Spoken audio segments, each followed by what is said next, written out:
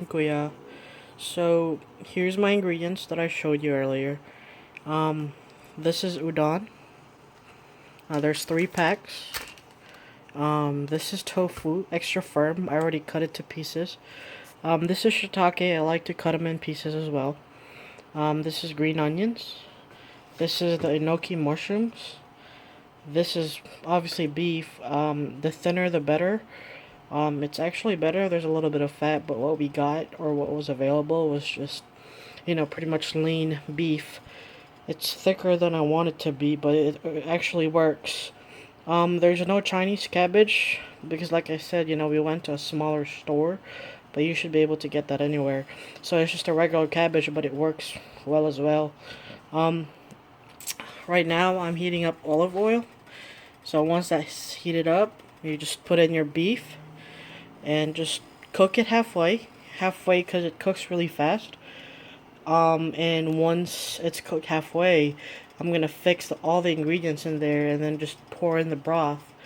So let me continue this in a little bit. So there's my beef. I'm waiting for it to cook halfway, and I'll continue it again after it's done. So it's cooking right now, and in a few minutes I'm gonna push them aside and then add my ingredients in there. So I put them all aside and I'm getting ready to put everything in there. Hope it fits. So there you go. I put it, the cabbage, the mushrooms, both mushrooms, tofu, and the green onions. It's a little bit tight in there, but everything is gonna go down, especially the cabbage. So you would want to put the sauce in there. So I've added the sauce, so I'm gonna go ahead and close this and just let it simmer until the cabbage is cooked. So let's check how it's going. It's simmering nicely.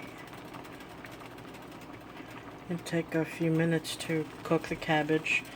So while you're waiting for this to be done, the udon noodles, you have to boil it in a separate pot like this. Just boil it for 5 minutes till it's hot and then put it aside. That's all there is to it. So let's check on it again. Right here I'm just heating up the udon. So what you want to do is just drain the water and just get how much serving you want at the bottom of the bowl, and then put your everything else on top. So right here, let's check on it again. It should be done actually.